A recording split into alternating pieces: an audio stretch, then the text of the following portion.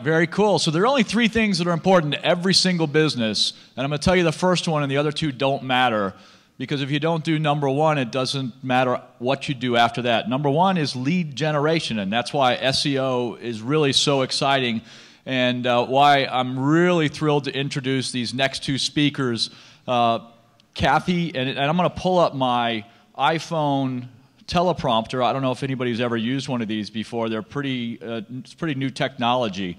So the next speakers are internet dominators, Kathy Clark and John Limbocker. They're leading experts in SEO technology with underground strategies to get top listings online. And Kathy has successfully run multiple businesses in all different industries since 17 years old. So you've been doing this for at least 10 years.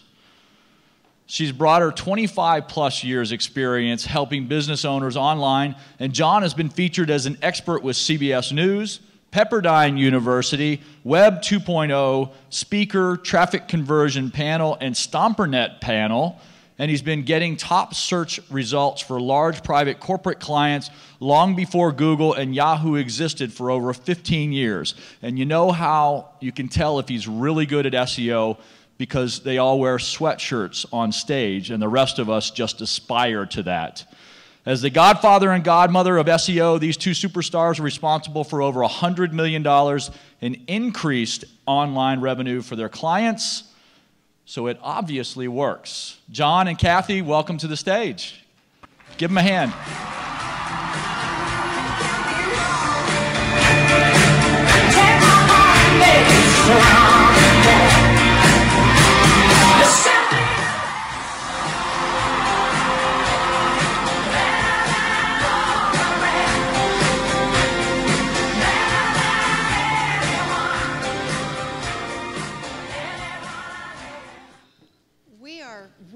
Really happy to be here and very flattered. You know, he mentioned the sweatshirt. I'm just going to confess right away.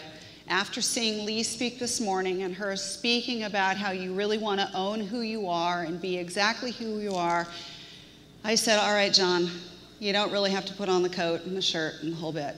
You just wear the sweatshirt. You wear a sport coat up here.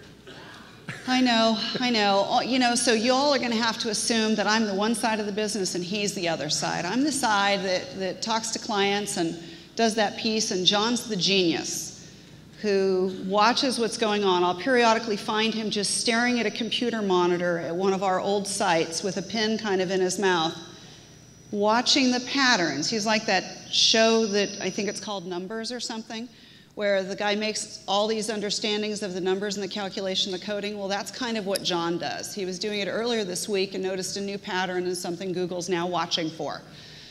So we're here today, and we're here together because I truly do the stuff that requires absolutely no understanding of the technical side. And John is our technical genius. He's truly been doing this for about 17 years now. He's one of the brightest people I've ever had the good fortune to work with, and I've worked with some pretty bright folks. And I will tell you what I love about what John does is he takes very, very complicated things and he really simplifies them.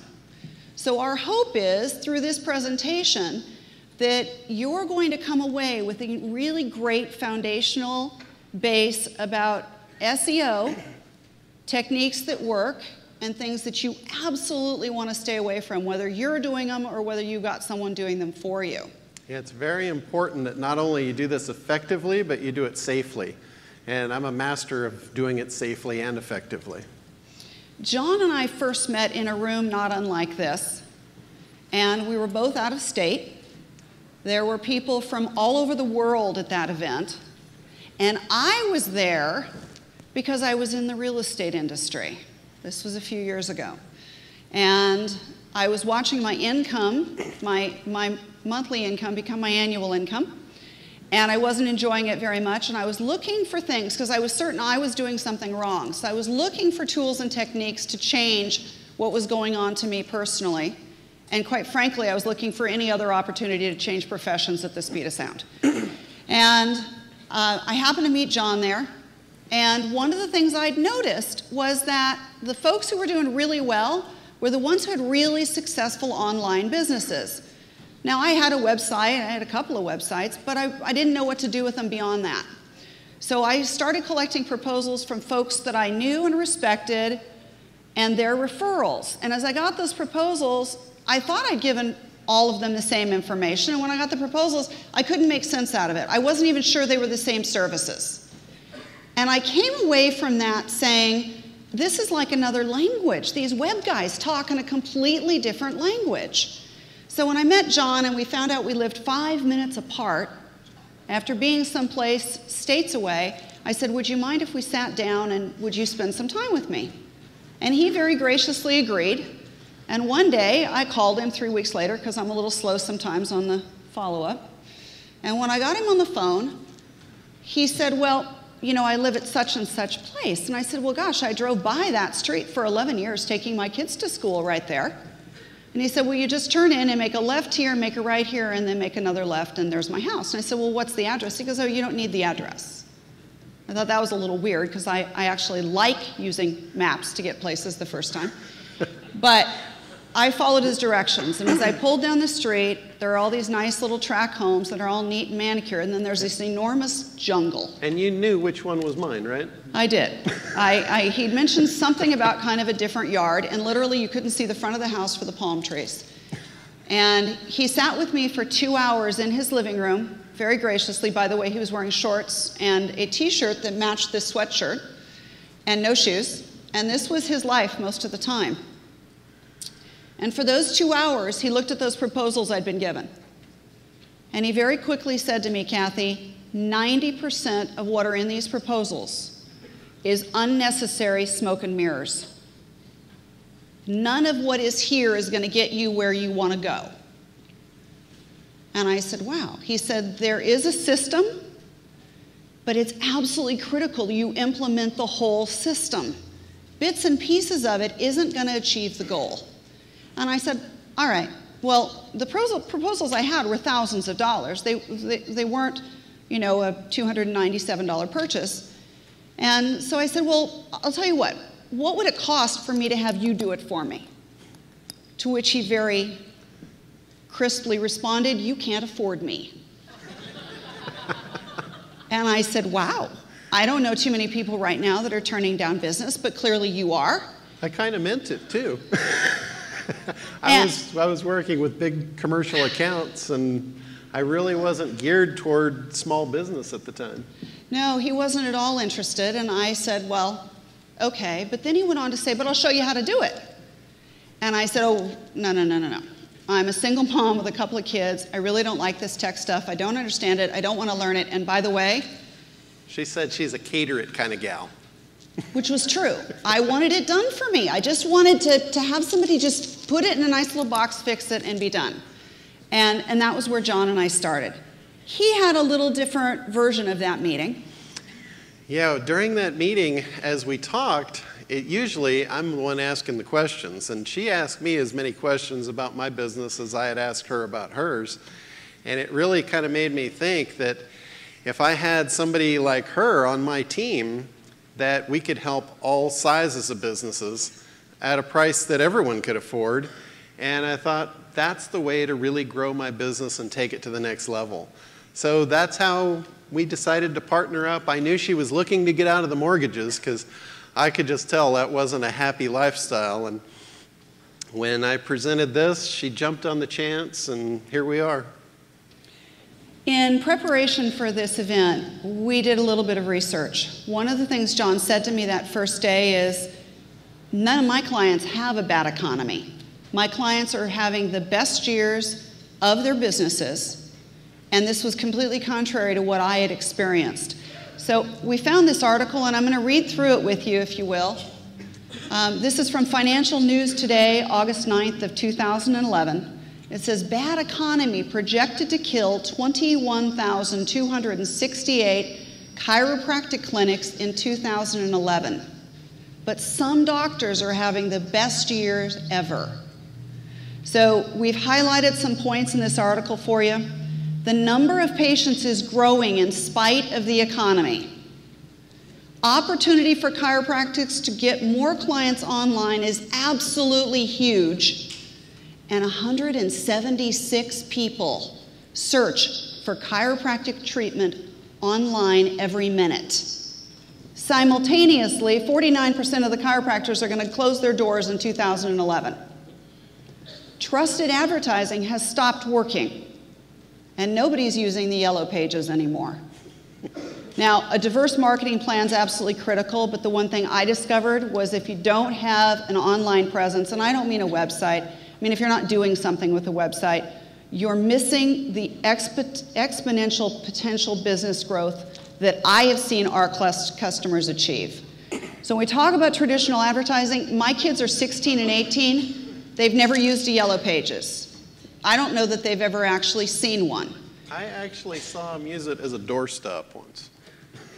So one of our clients had been advertising exclusively in the yellow pages, and one day his business just dried up. Out of the blue, nothing more. He happened to be John's neighbor, which was his good fortune. Yeah, Bob came down to my house and said, I'm going to go out of business this year. And that really shocked me because I didn't think he was old enough to retire. And as I talked to him, that wasn't the case. He was actually thinking about closing his business up because his business had just literally gone away. And as I started asking him questions about it, trying to figure out, what happened to the clients and what, was it really the economy? And I found out that he had a little website, but you couldn't find it anywhere.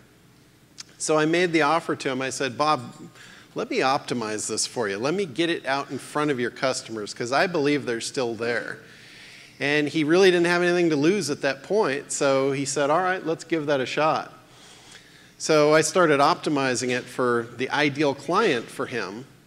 And after a short time, I get a call from his wife, and she said she was so happy. They were getting new customers, and they were all coming from Google, because she asked, how did you find us? And it was, every one of them said the same thing. We found you at the top of the listings on Google, and we gave you a call. So they were so excited about what I had done for their business that they wanted to give back to me, and they offered to come over. And what they do is they build these waterscapes for hotel entryways and really, really cool stuff. And they wanted to come over and make a little water feature for me. And I thought, that's really cool. I could use a little fountain in the corner of my backyard. So I said, that'd be great. Come on over. What she didn't mention on the phone was the project they were going to do. 12 trucks were there at John's front door the next morning. They entirely cleared out his backyard, and this is what they put in. So I have a tropical resort now in my backyard as well as my front yard.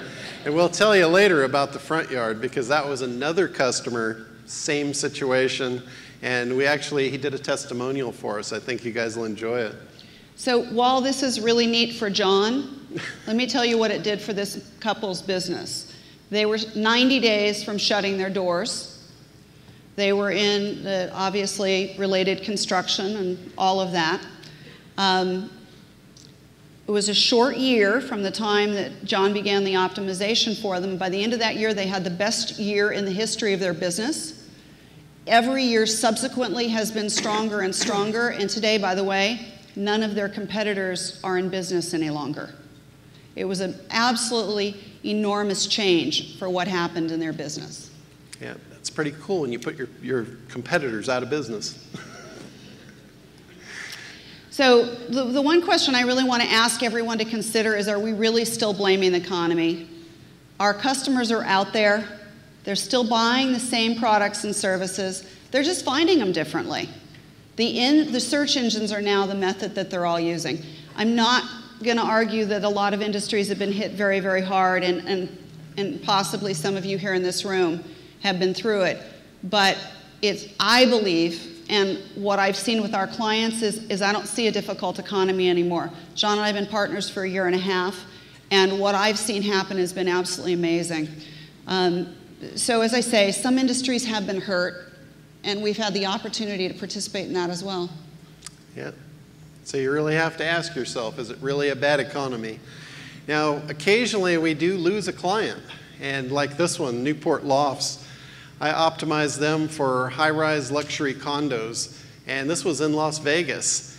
And they called me and they said, you know, we'd like to cancel the account and close the service out. And I was kind of shocked at that, because usually people don't cancel my service. And I said, you know, is there anything I can do? What, you know, where did we go wrong?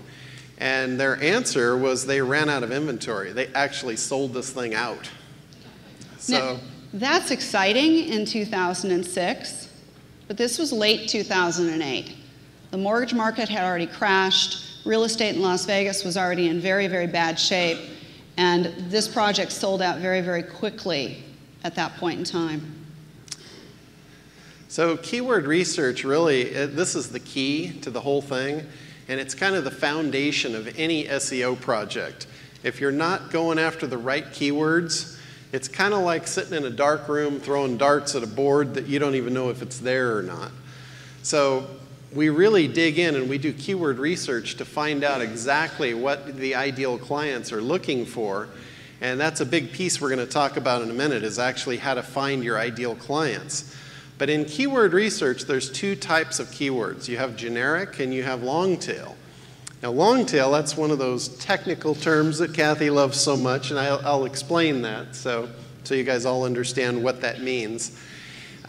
Generic is like a one-word term. It's kind of like tires. And a long tail phrase is just that. It's like a phrase. It's a much more descriptive keyword that shows exactly what you want. And this is what you'll find that the ideal clients actually type in. People that type in generics, they're looking generically. They're not ready to buy anything. When people get down to the nitty-gritty and they type in exactly what they want, that's when they're ready to buy. And that's what our keyword research does, is it really goes in and figures out what are they typing in. So the tire example, Kathy's actually experienced this in real life, so I'm just going to let her tell you about it. Well, and that's actually why we use tires, because a couple of years ago, before I met John, my kids were very fluent in the internet, and I will readily admit I was less so. And I was getting ready to go out of town. I got my car serviced. They said, you need new tires. I picked up the phone and called Costco, which is where I'd bought my tires for years. When I did that, I was calling to make an appointment because I didn't want to go and spend 6 hours there. And they said, well, we don't actually have the tire in stock. And I said, well, when are you going to have it? And they said, well, 2 or 3 days from now. And I said, what about a local store? And they said, they're all out. I said, okay. So I sat down at my computer and I plugged in tires. And this is pretty much what it felt like. I got every brand of tires in the world. I got every size of tires. I got truck tires. I got tire repair kits. I got everything. But I didn't get the tire that I was looking for. So somebody said, well, why don't you type in exactly what you told Costco you wanted? So I then typed in Goodyear steel belted radial assurance tire in the size I needed. Immediately, the top spot was someone who carried that exact tire, and I know that because it was described in their description. Now, the nuance with this was, it was actually in Arkansas and I live in California. So I hadn't fixed my problem yet, but all I now did was add on to the end of that model number, Costa Mesa, California, pulled up a site, I picked up the phone and called them. They had the tire in stock. I determined the pricing, and I turned around, and within 2 hours, I was sitting there having my tires installed. Now that's about the long tail keyword. That's the critical piece. Now, one of the things you need to understand is there's absolutely a formula to this. John mentioned how critical the keyword research is. We don't take a client on unless we know that the keyword research has been done thoroughly and completely, and unless we've identified who it is they really want as a client. Then on top of that, once we do that, there's a formula. There has to be 2 factors. There has to be volume and there has to be profitability. And one of those 2 has to be high, because SEO works in every situation if it's right for the particular project. And John's going to give you a little bit more of an example so it maybe is a little bit more tangible. I had a guy come to me, his name was Craig, and what he was selling was father-to-son greeting cards. And you can imagine trying to sell greeting cards online, there's not much profit in that. You'd have to sell a lot of greeting cards to make that worthwhile. And as I did the keyword research, I came up with there's no one searching for this. So in that case, I really don't take clients that I can't help. And because of the formula that we've come up with, we pretty much know that going in. So here's some examples, the father to son cards at the top. You have low profit and low search volume. And in this case, it was almost no search volume. So that's a no-win for me, and it's a no-win for the client. So those kind of projects, I just won't touch them. Now, it's kind of like selling gumballs one at a time. Nobody is going to sell enough gumballs one at a time in a local area to make that worthwhile. But the guy selling a truckload of gumballs, that's the guy I can help. There's still not a lot of people out there searching for a truckload of gumballs, but as long as there are a few, I can put those two together, and I can make that work. Now, on the other hand, the guy that does water park construction, there's extreme profit there. If he gets one client, he's paid for me for 10 years. So that's a really good win-win situation. And obviously, there's not a lot of people searching to get a water park constructed. But just imagine if you were the guy that did the water park construction and you missed the one client out there that was looking for a $100 million project. Imagine the loss. So that is where SEO really works out, is to get you in front of those people that are ready to buy. Now there's one, the Forex trading market. This doesn't happen very often, but it is out there. And this is where you have high profit. These are guys selling information market products, and there's a lot of profit in that. And there's a lot of people searching for it. This is a very popular thing. There's literally thousands of searches every day for Forex trading products. So this is one where it's high competition. And SEO works in high competition. It just costs a little bit more because it's much more of a battle to get you to the top over people that are aggressively spending money to get there because there's so much money there. It's like the pot of gold at the end of the rainbow. So you'll do whatever it takes to get to the end of the rainbow. So in Forex trading, you don't see this much, but if you get into this kind of market, you definitely want to go for it. This was information that was really, really helpful for me to get the bigger picture. So that top organic spot, roughly 40% of the folks who land on that spot are going to click through. Those are pretty startling numbers, especially when you've done your keyword research and you know how many people are searching for your particular item on a daily basis. 70% roughly of the folks are going to click through in spots 1 through 3, which for all of you who are mathematicians, that only leaves us 30% for the whole rest of those 10 total spots on that page. The number 10 spot is actually the next highest because they've gotten all the way to the bottom of the page. They haven't really found what they were looking for, maybe because my description wasn't compelling. When they get to the bottom of the page, rarely does anyone ever go beyond that page. So that's critical. That's where you want to be.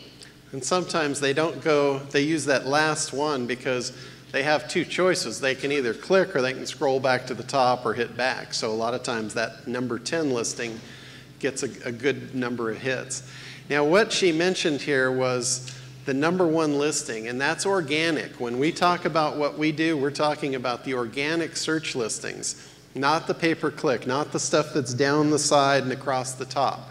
Everybody knows that those are ads, and searchers, they are not looking for advertisements. They're looking to find the best stuff out there. So they're always clicking in the organic much more than on the pay-per-click. So that's where these numbers apply. Now here's a place where you guys want to take notes. This is where Kathy really shines, is digging into your business and finding the ideal client. She goes in there and she finds where the gold is, and then it's my job to go in and dig the gold out for you. Cullen was nice enough when he introduced us to talk a little bit about our backgrounds. And I have been in a number of businesses, and I've been mentored by some amazing folks. And one of the things that I know about a lot of the businesses I worked with is very often they really didn't know where they made their money. I always worked with small to medium-sized businesses. I didn't do a lot of large corporations. Understanding where your greatest profit is an absolutely critical piece to really focusing on optimization. And with what we're going to show you, I think can really allow you to transform your business. We were referred a gal who had a bridal salon, and she came to us wanting us to optimize her business. And in talking to her, she told me that she sold a bridal gown for about $3,500. And that's good. I mean, that's certainly not her profit. It's a fixed margin generally. She doesn't have a lot of leeway on designer pieces to change the pricing. But what she really loved and where she really got excited when I was talking to her was she loves it when the entire bridal party comes in. She puts out champagne and cheese and strawberries, and the whole party ends up getting everything they need from her. That's a $30,000 to $50,000 sale. That was a lot more exciting to her. And I said, well, you know, Judy, it's pretty logical that if somebody looks for a bridal salon, that's where they're going to find a bridal gown. Let's promote the whole event concept of bringing your whole bridal party in. So that's what we went after optimizing.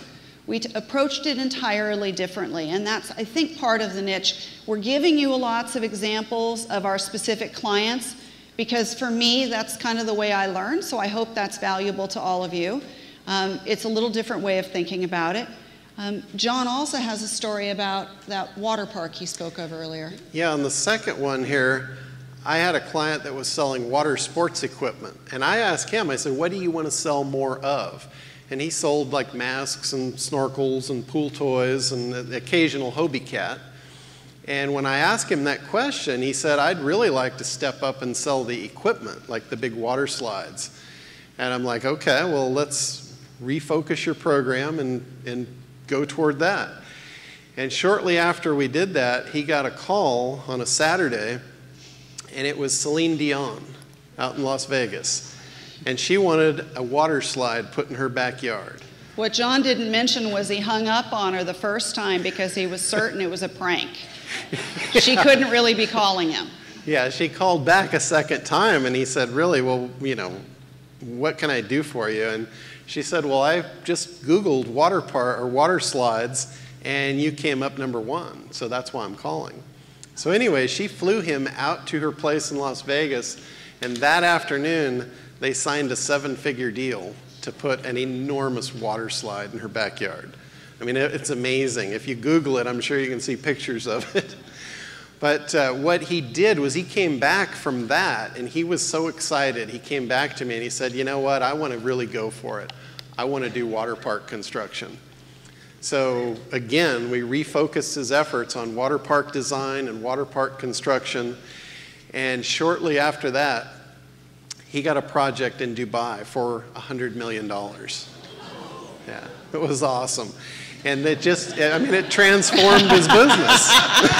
Is that an understatement or what? I mean, I love that. That's what I like to do. So. You really want to identify what your ideal client's looking for, whatever it is they need, what problems you're going to solve for them, and exactly what they're going to type in that search bar. That's why the keyword research is critical and a foundational piece, is because you want to understand exactly what's being searched within that realm, and really good keyword research is going to dig that out. And then lastly, like in my tire story, you need to know whether or not you need to put your city in after it. Because if you're doing water parks, you don't need your city. But if you're doing tires, you probably want to come up for that. Yeah, now, when you do this work right, and you actually do identify your ideal client, this is one of the things that you guys are going to like best, because you're never going to have to deal with that guy. Nobody has any of those guys, right? Well, when I was in the mortgage industry, I had a lot of those guys. They were the guys who always wanted to negotiate my fees. They were the guys who never valued or appreciated what I did. And they were the guys who called me on Thanksgiving and at 8 o'clock at night on a Saturday night while I was on vacation and wanted everything from me right then. When you do your ideal client research, you're going to get to pick which of those clients you want more of. And you're going to get to completely redefine your business and really redirect it toward the type of people and the type of projects you want, where your greatest profit is, and where the people that really appreciate you enjoy working with you. So your bottom line may change, but I can tell you this, I don't have any of those now, We have a motto in our firm: we only work with happy people, and if someone's not happy, then we go find someone who is. So to get to that point, it really is about the right keywords. It's about getting the right people on your site, the ones that are ready to go. And this comes down to targeted traffic. By doing the keyword research and getting it right, you're really targeting and you're laser focusing on who you really want. That's going to bring your ideal client, and it's going to bring you high quality leads. And right before we came up here, they said this is all about lead generation, and that's what keyword research boils down to. The very last thing it's going to bring up is it's going to bring up that customer just like I was. I had my credit card in my hand, and I just needed those tires. Those long-tailed keywords, they've already done their research. They know exactly what they want, and they just want to buy it. So what we're going to do next is, this has been a little bit of an overview, and now John's going to go into the details of exactly how he does what he does, all the different tools and elements that he implements, and the things that you all want to stay away from. You guys really want to know the secrets? Yeah. All right, that's what I thought. All right, well, what it takes is you really have to make your site matter. So that's what I do, is I go in and I make you matter. And there's a lot of you, I realize, are going to want to do this yourself, and that's no problem. You're going to get an overview of how to do that. So, you might want to take notes if you plan on doing this yourself. I know when I described it to Kathy, she was like, I don't think so. But anyway, the 3 keys to getting you to the top is authority, popularity, and social proof. Now, when we talk about authority, we're talking about those big authority sites like YouTube. And there's a technique that I use with those authority sites, is by placing your content on those authority sites. Since they have so much traction in the search engines, you can get a #1 listing very quickly. John's actually used that, and it works like this. If you have a video, you upload it to YouTube, and then we can do some things with the YouTube video, and you've got the credibility of YouTube on that. Yeah, I did this for Eric Lofholm. I don't know if any of you have heard of him, but he's a sales trainer. And I actually went through some of his courses, and I felt I got a lot of value out of it, and I really wanted to give back. So one of the things that Eric teaches is he teaches the irresistible offer. So I thought, I'm going to fight fire with fire. I'm going to call him up and say, Eric, I have an irresistible offer for you. And he said, well, what is it? And I said, well, I just Googled you, and you don't come up for sales scripting techniques anywhere. That's what he was going to talk about the following Saturday in Los Angeles. So I said, I got a deal for you. How about if I get you on the first page of Google for sales scripting techniques? Will you tell your audience that I did it and how I did it for you? And he said, you're on. Well, I had a week to do this. So this technique works pretty quick.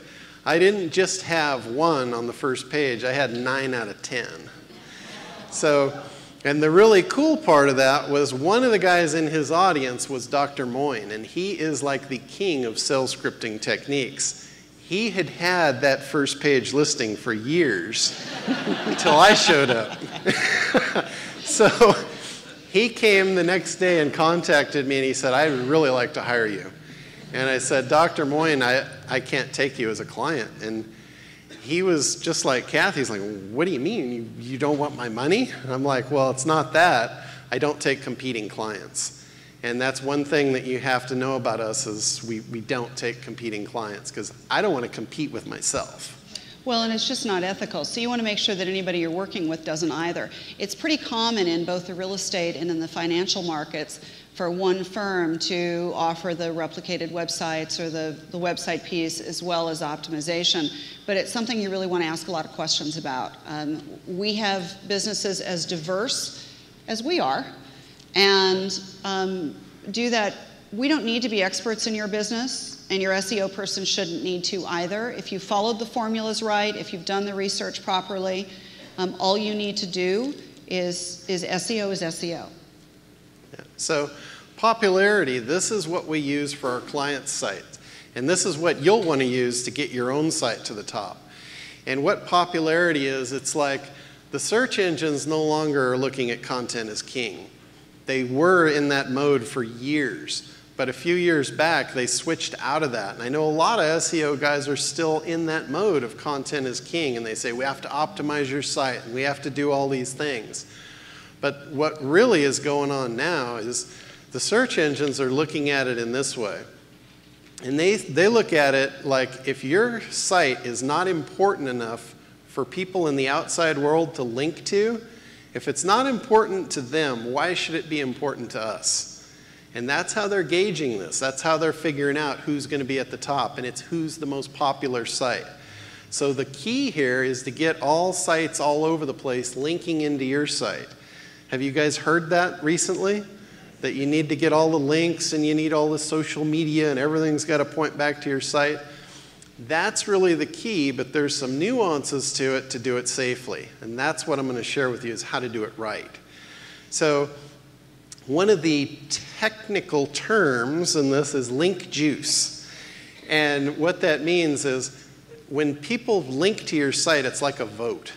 And not all votes are counted equally.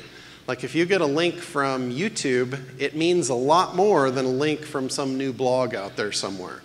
So the more link juice you can get to your site, the better off you'll be. And we'll cover all the different types of link juice, different levels of it. So we'll get to that in a minute. And lastly is social proof. And this comes down to the user experience. And this is the future. This is where the search engines are actually going to go. And I've been actively working on tools and techniques to be ahead of this curve.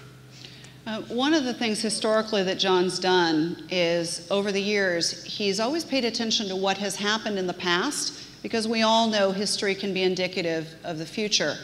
But he's always watching for things to see where we're going next and to be out in front of that. One of the benefits is John has hundreds, well, actually thousands of sites from years and years gone by, and those sites give us a huge amount of information because we just let them sit there idle. And when something starts happening with them, John can back into exactly what changes Google is now making. Yeah, kind of like a crystal ball. So the big thing here is to do it safely. So I'm going to show you how to get these authority sites to pass the link juice through to you and keep it under the radar. And the other thing is we're going to show you how to get sites all over the world to pass that link juice through to you and send those votes to you instead of other people. And the big thing about this is I'm going to show you how to do it naturally, because the last thing you want to do is show up on Google's radar and get shot down. Cousin Andy talked about the Google slap yesterday, and I had just left John from one of our meetings, and I dropped by Trader Joe's, which is a grocery store. And as I got to the grocery store, I ran into my CPA, who I hopefully only see a couple times a year.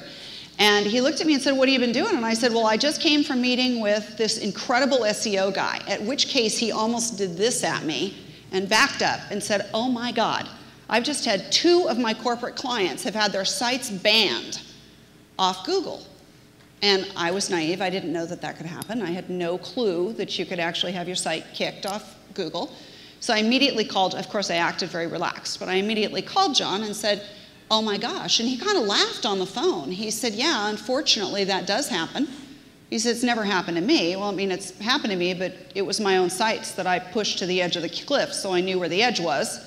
But it has never happened with one of my clients. And then we went on to the Panda update, which was also referenced yesterday.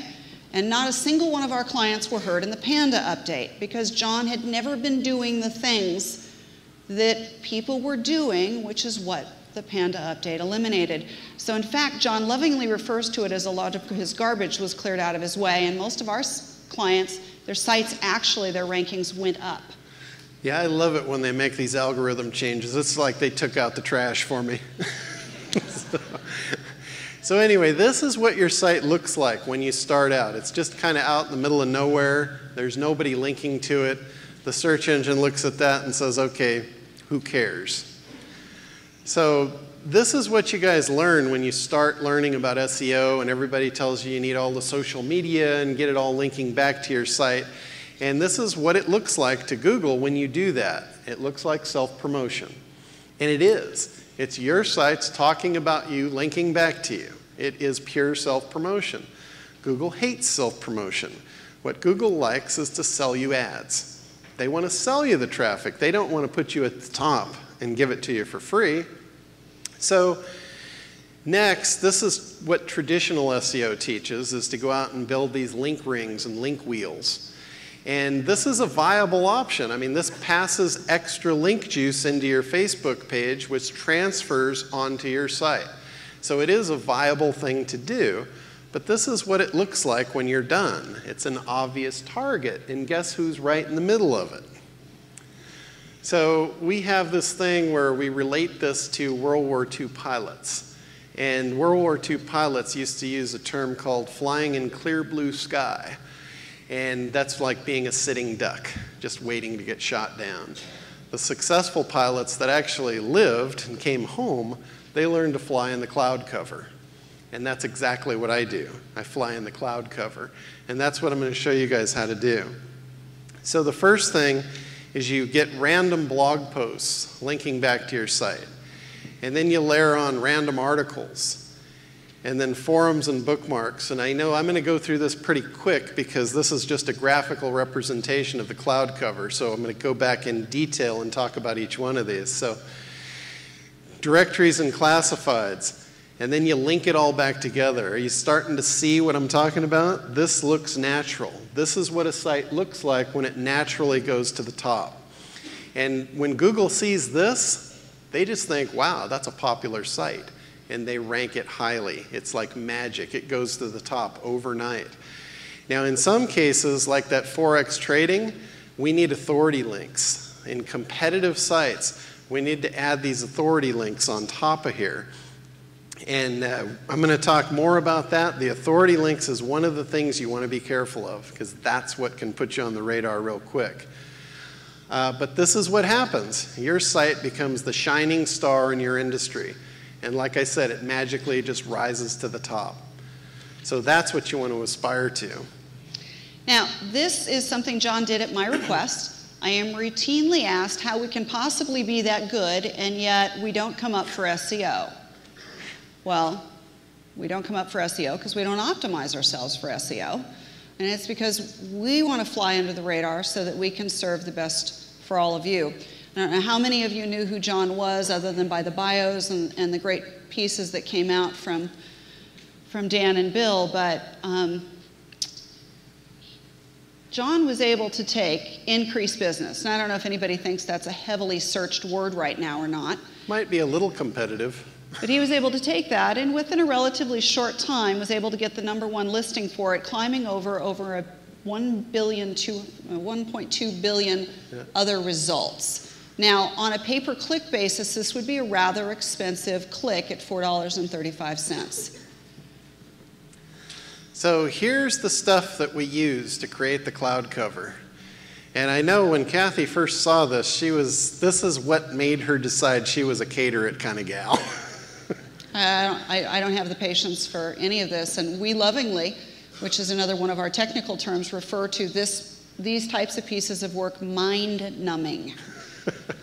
So luckily for me, I've automated the majority of this stuff, so it goes rather quickly for us. But anyway, let's start off talking about blogging. And blogging, traditional blogging, that's where you set up a blog on your site and you start typing in what you know.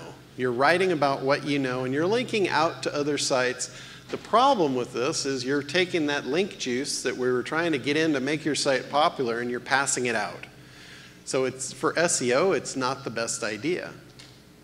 So you were hugely relieved about that, weren't you? I had been told I needed to do a blog for years before anybody ever talked to me about SEO, and I hate writing. I know some people love it. I detest it.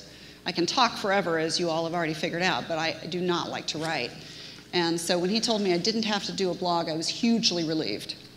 So the key to this for us is to use blog networks. This is where you can take your content and you can put it on other people's blogs linking back to you.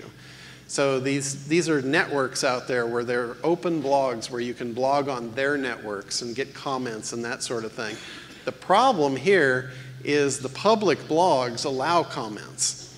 And what happens is you'll get 100 marketers come in on the end of your blog and put their comments linking back to their sites. And what that does is it takes that link juice and it divides it up. So it dilutes the heck out of it.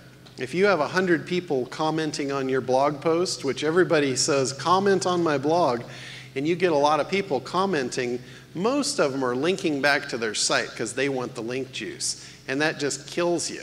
All of your work is out the window. So the key for us is private blog networks. No commenting allowed. It doesn't dilute your comments, or it doesn't dilute your link juice. And we have actually built an enormous network of these all over the world. We have over 100,000 of these blogs with literally millions of pages and opportunities to place content. And that's how we do it. So when we get a new client, we trickle them throughout that network, and we can create that cloud cover literally overnight. So articles is next. And the key with articles, if you guys are doing article marketing, again, we're back to that self-promotional thing. The key to article marketing is to create content from a consumer standpoint. If you create articles as though you're a consumer talking about how good the opportunity was to work with you and then link back to you to the search engines, now this looks like the world loves you. It's no longer self-promotion, and that's the key to article marketing. Now, you can use multiple links in here, but you don't want to link them to the same pages. And anchor text, does anyone here know what anchor text is, just to show of hands? Okay. There's a lot that look like they don't. And this is really the key to SEO, and this is how you pass that link juice over for your keywords.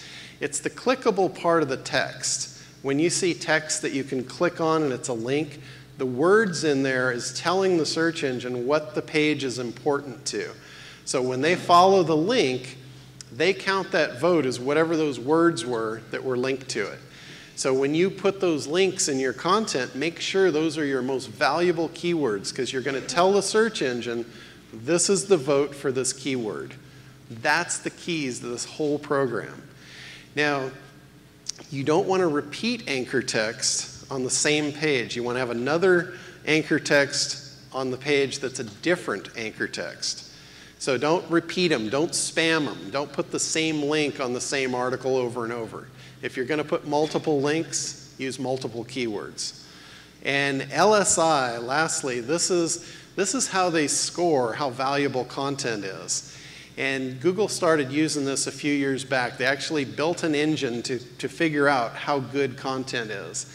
And I know that sounds like another one of those technical terms, but it's really simple. What it means is the words on the page should be somewhat related. And an example is if your article is about baseball, it expects to see words like bat, ball, glove, inning, home run, all that kind of stuff. If it sees that, it knows that this article is very relevant and very worthwhile. So forums is next. You guys have probably heard of forums. There's millions of them out there. And there's two ways to use forums to pass the link juice. One is to actually participate in the forum yourself. This is hugely labor intensive. It's a good thing to do because it can establish you as an authority in your industry, but it's a lot of work. For me, I go in and I use the forum profiles.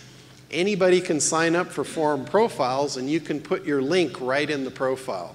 The downfall of using the forums as, to go in there and post yourself is you've got two things. They're heavily moderated, so if you put links in your content, the moderator's probably going to look at you as a spammer and kick you off. So it's really hard to get your links built in there. Where the forum profiles, you can put all the links you want. You can create all the profiles you want too. You can just go in and Google your industry for forums and find thousands of forums. Most industries are loaded with these free forums. So that's a great place to get links. Social bookmarks. This is where you can create a bookmark file online and you can have access to it from anywhere you are. So the thing with this is you don't only want to bookmark your site, you want to bookmark a lot of other sites as well so it looks natural. Again, if you just bookmark all your own sites, that looks very self-promotional, and you don't want to do that. So the key here is to get your bookmarks in other people's bookmark accounts. Now, somebody like me might just go create a whole lot of those accounts and put my bookmarks spread throughout them. And if you're going to do that, that's a really good thing to do. But the key to it is when you create those bookmark accounts, let's say you're going to create 100 bookmark accounts. They all log your IP. So if you create 100 bookmark accounts and it's all owned by the same IP, they pretty much know you're a spammer and they're going to delete all of your accounts. So you'd have to create these accounts from different IPs. What that translated to for me very easily was I had to set up an account from my home computer, then perhaps another one from my office computer, then maybe even another one from Starbucks and another one from the library. And once again, to me, that was just an enormous undertaking. Yeah, if you got 100 of your closest friends, it's a piece of cake. But anyway, we have literally thousands of these bookmark accounts set up. And again, when we get new clients, we just plug them into the mix and it looks very, very natural. So social media, again, we've talked about that. The key here again is getting your links on other people's social media pages, not just your own. Now you've moved outside the self-promotional arena. Now it looks like your site's getting natural. So it's getting that link juice naturally. So that's what you want to do. And again, you want to create multiple accounts to do this. And the other thing with social media is a way to get a lot of links really fast is to do contests. Now, the downfall to contests is there's a big learning curve. If you're going to do that, you might want to look into somebody that knows what they're doing, that knows how to install the software, or maybe even a service to take care of that for you. Now, here's the EDU and GOV. These are educational and governmental links. And I know you guys heard Cousin Andy yesterday talk about JCPenney's getting shot down. Well, this is what happened. And what happened was they went out and they hired an SEO company, and the SEO company went out and bought a bunch of EDU links and pointed them all to the JCPenney site. That would have been okay if they were flying in the cloud cover, but they weren't. That's the only thing they did. They showed up on Google's radar almost immediately, and the whole site got de-indexed. Imagine JCPenney going offline. Well, that happened the beginning part of this year, and it happened because that SEO company put them in jeopardy. So the way I'm showing you guys how to do this is the way to avoid that and do it safely. So these EDU sites, these are considered high authority sites. So if you've got high competition markets, this is a really good thing to add to your program because the links off of these sites count for huge amounts of link juice. So you don't need a lot of them. You don't want to overdo this, but this is definitely a really good thing to do. And these sites are easy to come by. They're all over. You can Google them and find them. There's millions of them. And what you want to do if you're going to do this is post high quality content. Because these are quality sites, and they're not going to take junk. They're going to throw you off if you put junk on these sites. And the other thing is try and find the ones that don't have a lot of comments. Again, you don't want your links to get diluted. Now, directories. Now we're going to go the opposite direction, and we're going to talk about low-quality links. And you guys might be thinking, why do I want low-quality links when I can get high-quality links? It's the same amount of work. But you need the low-quality links to make it natural. Again, you've got to think, how would this happen naturally out there? So this brings in naked links, another technical term. We can't get around it. A naked link is basically your URL is the clickable part of the link. It doesn't help you for SEO, but as long as you're doing low-quality links, who cares? This is a great place to use up those naked links because you need them to make your site look natural. And the other thing is when you're using these directories, you never want to use your real email address. You want to create a Hotmail, a Gmail, a Yahoo, something else, because you're going to get pulled up and scraped by spammers, and the next thing you know, you're going to get a ton of garbage. So this, and actually, you know some people that happen to, don't you? I do. So I like to learn everything the hard way. Yeah, never use your real email address when you're doing any of this kind of stuff. Now, classifieds, this is very similar. The deal with classifieds is they list really quickly because they're classifieds, but they don't last very long. And same thing here, do not use your real email address or you will have a horrible experience, I guarantee it. And lastly is RSS. Real simple syndication. I can't believe what these guys create acronyms for things, but that is what it is. And that's like weather.com. Yeah, it's a content distribution system on the internet. And this really, I said, like, is the icing on the cake for SEO, because the way we use this is we take all those links, all those pages that we have linking back to our sites, and what we do is we syndicate them through RSS. And now that one link just became 1,000 links. So if you want to leverage your SEO program, use RSS to do it. It can syndicate those links out and 1,000-fold your program overnight. There's nothing that will distribute your links quicker than RSS. Now that we've kind of talked about the stuff to do, I want to cover some unnatural behaviors here real quick. And this is the stuff that I recognize is red flags, and I want to keep you guys away from that stuff. And the first thing is ping. I know a lot of times I've seen so much information out there that SEO training shows you to ping everything. And that's the most unnatural thing in the world. You've got to let the search engines find your links naturally.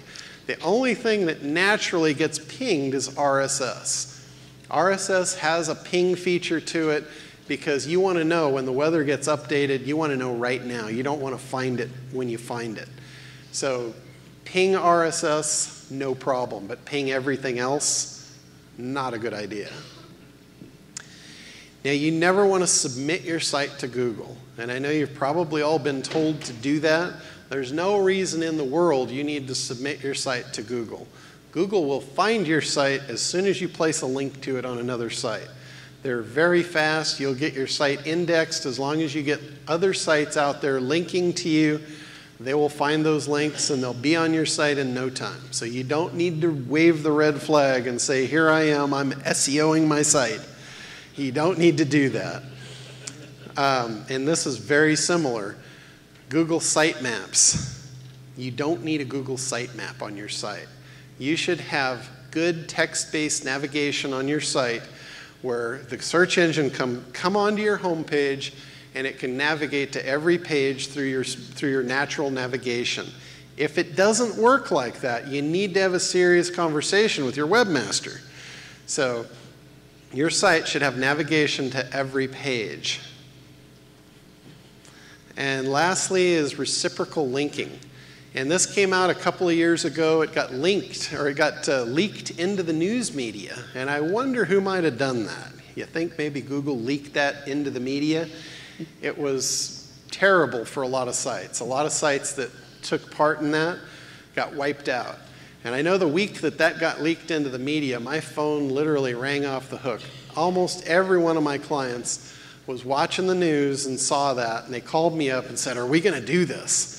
And I'm like, hell no, we're not going to do that.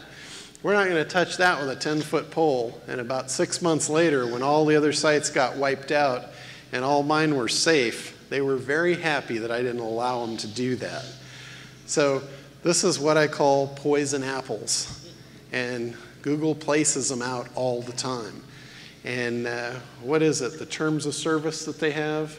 Exactly. The terms of use are very, very clear about what is allowed and isn't allowed, and anything optimizing isn't allowed. So for all of my people who are using Google Webmaster Tools and some of those other pieces, I recommend they steer clear of them. I don't personally even like Google Analytics because of some of the information, the way it's transferred back. But I will tell you, single-handedly, as the person who works with the most clients today directly in setting up programs, this is where I get in the most disputes, because everyone is certain that they have been told over and over again they must do these things, and they really feel like they need to be compliant here. Google doesn't need your sitemap. If they're asking for it, it's because they're wanting you to just admit you're doing SEO. So these are the things, those 4 things, I would absolutely write those down. And if anybody who's doing this work for you on your own, or if you're doing it yourself, those are things you want to stay away from. Yeah, so like it's been said, I've been doing this for over 15 years and I've never had a client site shot down because I've always avoided this kind of stuff. I mean, to me, this stuff is just like common sense. Every time I see it, I'm like, I don't think so. We're not doing that. And I see this stuff come up all the time. So, do you guys feel like you've kind of got a lot out of this? If you feel like you know where you're going?